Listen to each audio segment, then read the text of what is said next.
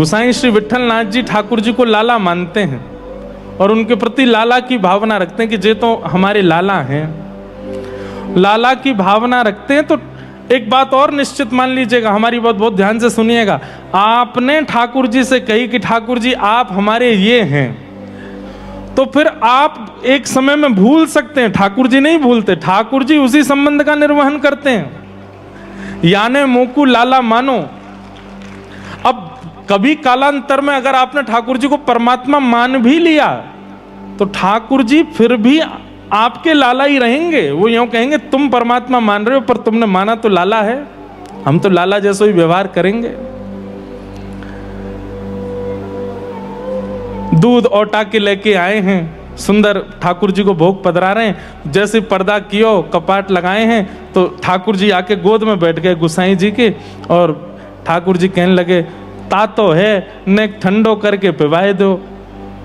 तो गोसाई जी एक पात्र में लेकर के और दूध ठंडा करके ठाकुर जी को पिवा रहे हैं। जैसे एक छोटा बालक लीला करे वैसी लीला कर रहे हैं ठाकुर जी। क्यों? क्योंकि गोसाई जी की भावना लाला की है। जैसे दुग्ध पान कराने लगे तो ठाकुर जी ने मुंह बना लियो। गोसाई जी बोले जय जय, कहा भय हो? बोले या में मिश्री ने कम पड़ी है, खाण ने कम है, मीठो कम है, या ने और मीठो करके लाओ। गोसाई जी बोले अच्छा जय जय, अब ही जाऊं ने विराजो। ठाकुर जी फिर से अपनी स्थान पर विराजमान हो गए, भीतर गए, नेक और माँ में मिश्री सिद्ध करके लाए। आए जैसे ही ठाकुर जी फिर से आके सहज है के गोदी में बैठ के बोले अब पिवाए दो। जैसे ही पिवाने लगे तो ठाकुर जी ने फिर मुंह बनाया। गोसाई जी बोले अब कहा भय हो? बोले अब मिश्री ज्यादा है गई है, मेरे होठ चिपक रहे हैं।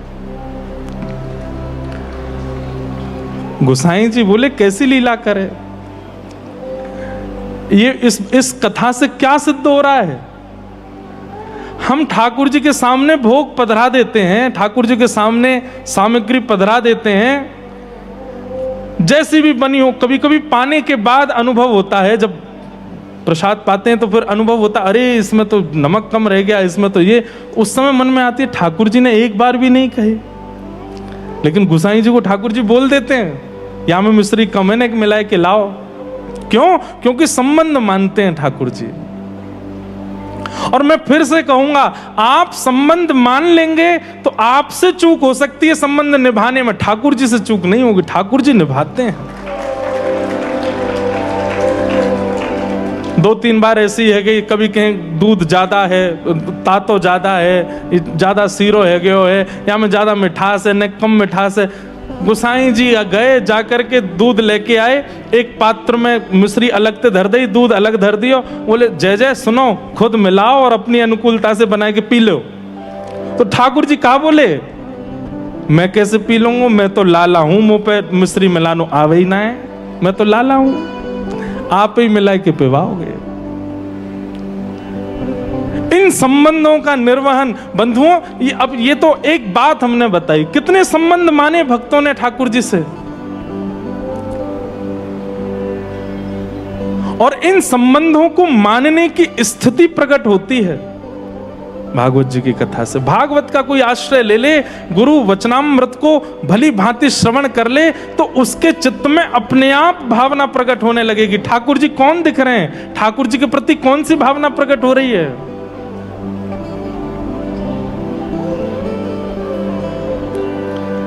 वैद्यम वास्तवमत्र वस्तु शिवदम, कैसा संबंध? कल्याणकारी। तापत्रयोन्मूलनम,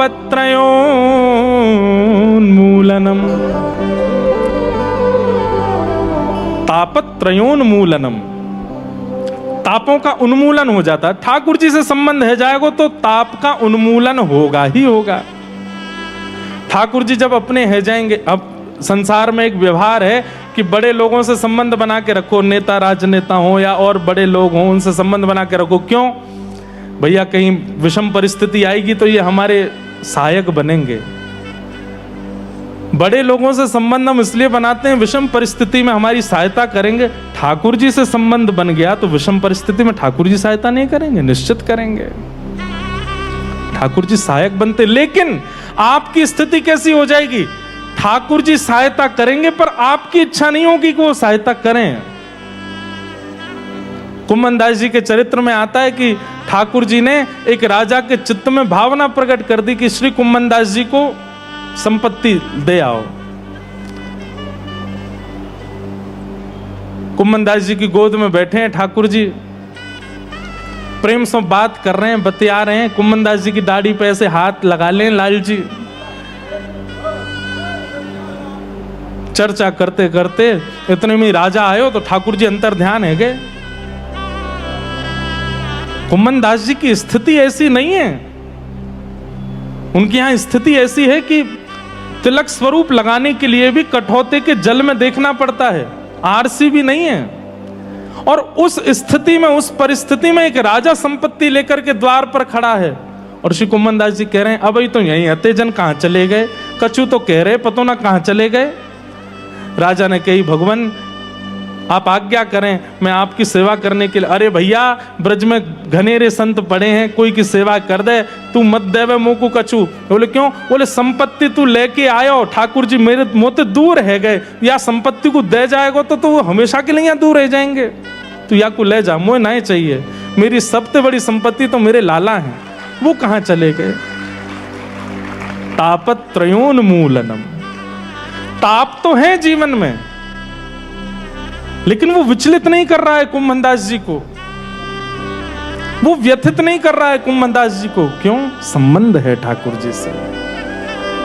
और ठाकुर जी को आपने अपना कुछ मान लिया, ठाकुर जी से कोई संबंध हो गया, उसके बाद भी संसारी विषयों से दुखी बैठे हैं, तो इसका मतलब है संबंध केवल आडंबर है, संबंध केवल नाटक है।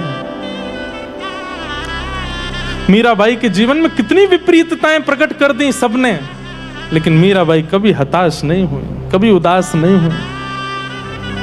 गोस्वामी तुलसीदास जी के जीवन में कितनी विपरीतताएं आई, पर गोस्वामी जी कभी विचलित नहीं हुए, क्योंकि संबंध है ठाकुर जी से। और संबंध जब ठाकुर जी से हो जाता है तो उस संबंध के सुख के आगे, उस आनंद के आगे ये जितने भी ताप हैं, इनकी पीड़ा का अनुभव होता ही नहीं।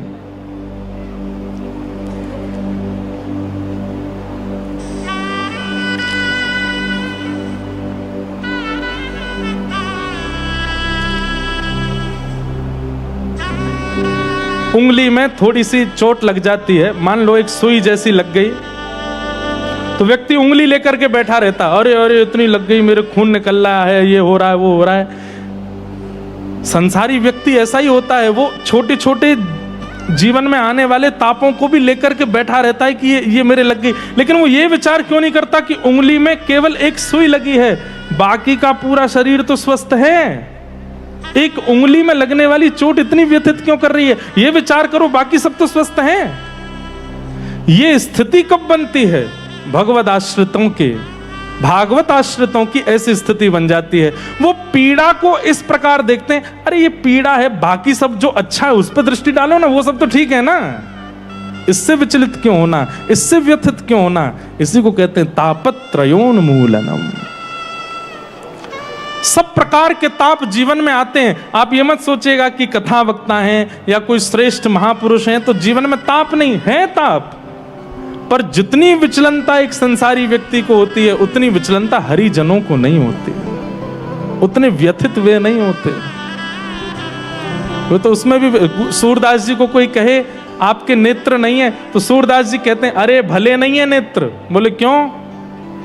संसार के लोग संसार में फंसते क्यों है? बोले नेत्रों से देख लेते हैं, मुंह को तो नेत्र ही नहीं दिए ठाकुर जी ने। बोले तू नेत्र नहीं देके ठाकुर जी कह रहे हैं संसार में तो को फंसवे को चक्कर ही खत्म कर दियो, फंसे कोई नहीं।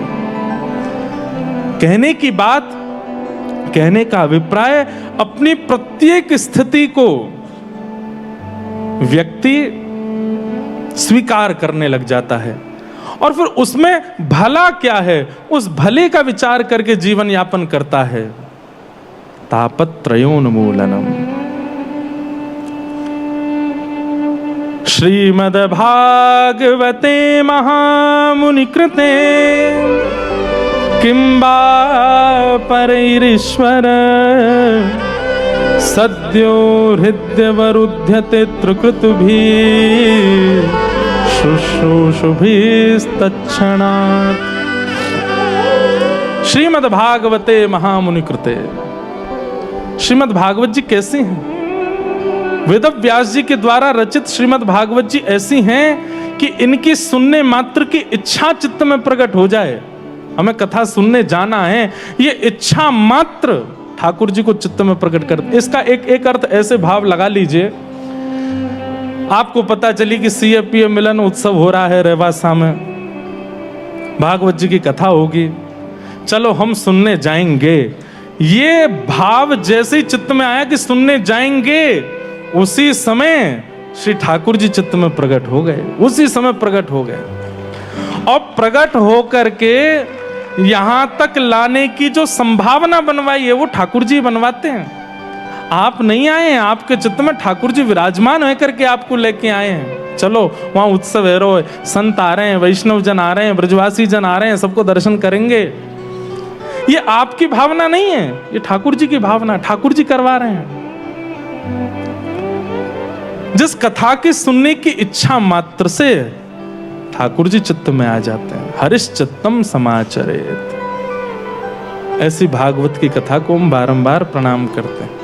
अब बात ऐसी है कि भैया ठाकुर जी चित्त में आ तो गए हैं और 7 दिना तक विराजेंगे तो सही, पर असली बात यह है कि 8वें दिना से भी इनको विराजमान रखेगो कौन? कथा क्यों सुनाई जा रही है? वक्ता के द्वारा भावों की विवेचनाएं क्यों की जा रही हैं? कि भाई ठाकुर जी चित्त में आ गए तुम्हारे, अब बस ये विराजमान रहें, ये सदा विराजे रहें, इसकी कामना आपको करनी है, इसकी योजनाएं आपको बनानी है, इसकी परिकल्पना आपको करनी है। निगम कल्प तरोर गलितम फलम सुख मुखादमृत द्रव संयुतम पिबत भागवतम रसमालयम मुहुर्हो रसिका भुवि भावुका। वेद रूपी कल्प वृक्ष का पका हुआ फल है श्रीमद् भागवत। गलितम फलम, पका हुआ फल मतलब सेवनीय है, तुरंत सेवन करने योग्य है। और सुख मुखाद अमृत द्रव संयुतम, श्री शुकाचार्य जी के मुख लग जाने से अमृत तुल्य हो गए हैं, अमृत समान हो गए हैं। एक प्रकार से इस श्लोक में भावना ऐसी है, भाव ऐसा है चित्त का कि वक्ताओं को संकेत किया जा रहा है कि वक्ता को वक्तव्य देते समय श्री शुकाचार्य जी की तरह होना चाहिए, गुण सुखदेव जी जैसे होने चाहिए, सुख जैसे होने चाहिए। सुख का गुण होता है वो वृक्ष पर बैठ करके मीठे फल को ही खोजता है और उसमें चोंच लगाता है। व्यास मंच एक वृक्ष है,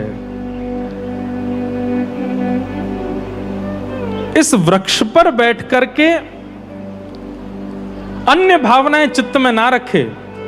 कौन कौन सी भावना? धनार्जन की भावना ना रखे, बहुत धन मिले ऐसी भावना ना रखे। इस वृक्ष पर बैठ करके बहुत लोग हमारे हो जाएं ये भावना भी ना रखे। आजकल की भाषा में कहें तो फॉलोअर्स हो जाएं ये भावना भी ना रखे। यहां बैठकर के श्री शुकाचार्य जी की तरह विचार करे क्या कि ये वृक्ष है और इस वृक्ष पर अनेक योजनाएं हैं, पर हमें ध्यान क्या करना है कि इस वृक्ष पर सुंदर फल यानी कि भागवत जी हैं और उनमें सुंदर सुंदर जो बिंदु हैं, उन बिंदुओं को स्वयं रसयुक्त करना है, स्वयं को लेना है, स्वयं ग्रहण करके आनंदित होना है और जितने सामने बैठे हैं सबको पवा करके आनंदित करना है। छोटे थे तो एक स्थिति होती थी कि नाना नानी दादा दादी कभी कभी फल लाते बाजार से, तो जो बहुत प्रिय नाती होता तो उसको बोलते तू ये वाला फल खा। तो क्यों? अरे इसमें तोते की चोंच लगी है, जो मीठो ज्यादा होएगो या को खाए ले। तो भावना आती क्यों? बोले तोते की चोंच लगने से फल मीठा हो जाता है। या फिर ऐसी भावना रखो कि तोता चोंच ही वही मारता है जो फल मीठा हो। दोनों बात है। लेकिन तोता जब चोंच लगाता है और चोंच लगाते ही चोंच बाहर करता है तो स्वयं तो रस लेता भी है पर दूसरों को भी रस आस्वादन करा देता है। वक्ता आम के वृक्ष पर कबूतर भी बैठता पर आम नहीं खाता, भोजन ढूंढता वहीं से। आम के वृक्ष पर चील भी बैठती है लेकिन आम नहीं खाती। लेकिन उसी आम के वृक्ष पर अगर कोई तोता पहुंच जाए, सुंदर फल ढूंढ करके उसमें मुख लगाता है, स्वयं भी रस लेता है, और जैसे ही चोंच बाहर निकालता है तो कुछ रस उस फल में से टपक जाता है, और नीचे जब गिरता है तो कई सारे छोटी छोटी चींटियां भी उस रस को ले लेती हैं, सबको आनंदित कर देता है। ऐसे ही वक्ता को भी चाहिए कबूतर की भावना से, चील की भावना से, आदि आदि भावनाओं से वृक्ष पर ना बैठे, व्यास मंच रूपी वृक्ष पर। यहां तो इसी भावना से बैठे कि हम सुख बने। ये भागवत रूपी फल सामने है, और कैसा फल है? बोले रसमालयम, जिसमें गुठली नहीं है, छिलका नहीं है, केवल रस ही रस है। इस रस को स्वयं भी पीवे और दूसरों को भी पिवावे। पिबत भागवतम रसमालयम, मोहर हो रस का भुवि भावुका। अच्छा, एक बात तो और, भागवत जी सुनने का विषय नहीं है, भागवत जी पीने का विषय है। पीना मतलब धारण का विषय है। केवल श्रवण करके यहां से चले जाएंगे तो कुछ प्राप्त नहीं होगा, लेकिन धारण करके जाएंगे, पी करके जाएंगे, भीतर विराजमान करके जाएंगे। तो कई बार सुनी हुई क्रिया से इतना कल्याण नहीं हो पाता, पर पी हुई वस्तु जो है वो अपना प्रभाव तुरंत दिखाती है। औषधि को सुना नहीं जाता, औषधि पी जाती है, पीते ही उसका प्रभाव होता है। ठीक वैसे ही केवल श्रवण तक यदि आप स्वयं को रखेंगे, कल्याण नहीं होगा, पीना पड़ेगा। कोई पिए रे पियाला राम रस का, कोई पी ले पियाला राम रस का, कोई पिए रे पियाला कृष्ण रस का, कोई पिए रे पियाला कृष्ण रस का। राजवंश की रानी पी गई एक बूंद इस रस का, राजवंश की रानी पी गई एक बूंद इस रस का। आधी रात महल तज चल दी रहा न मनवा बस का, आधी रात चल दी रहा न मनवा बस का। कोई पिए रे पियाला राम रस का, कोई पिए रे पियाला राम रस का। नरसी का एक तारा कैसे जगतपति को भाया, नरसी का एक तारा कैसे जगतपति को भाया। सबने पिया इस रस को, और जिन जिन ने पिया उन सब की गाथा हम सब सुनते हैं। बस इस रस को पान करना है, इस रस का आस्वादन करना है। सुनने तक सीमित मत रखिए, पीजिए इस रस को, कल्याण होगा।